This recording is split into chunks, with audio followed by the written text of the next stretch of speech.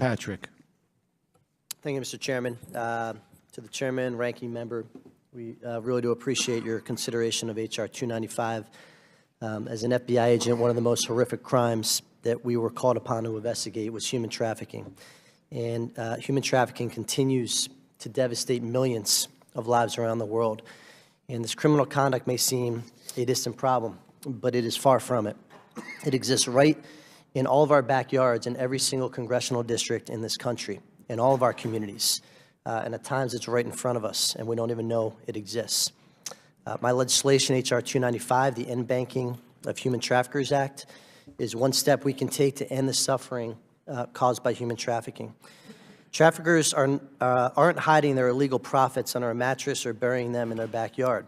They use our very sophisticated global financial system to launder their illicit funds through banks, credit card companies, and money transfer companies, which are all used by traffickers to facilitate their business and to perpetuate their exploitation of victims. The scale of profits from this illicit trade is really staggering. The International Labor Organization estimates that over $150 billion in illegal profits are made from forced labor each year, and $99 billion are earned through the exploitation of victims of sexual exploitation, making human trafficking the third most lucrative criminal enterprise on this planet. The perpetrators of this exploitation play on the defenseless in our society, including young children. Cutting off their access to the banking system is a critical aspect, both from an investigative standpoint and a legislative standpoint. And I'm proud to push this bipartisan bill with my friend and colleague, Congressman Keating, to continue working to end this horror once and for all. And I thank my colleagues both on and off this committee for their support, many of whom have joined this effort. I also want to thank Congressman Chris Smith from New Jersey, who's made it one of his top priorities to advance this mission. This legislation directs federal banking regulators to work with law enforcement and financial institutions to combat the use of the financial system for human trafficking.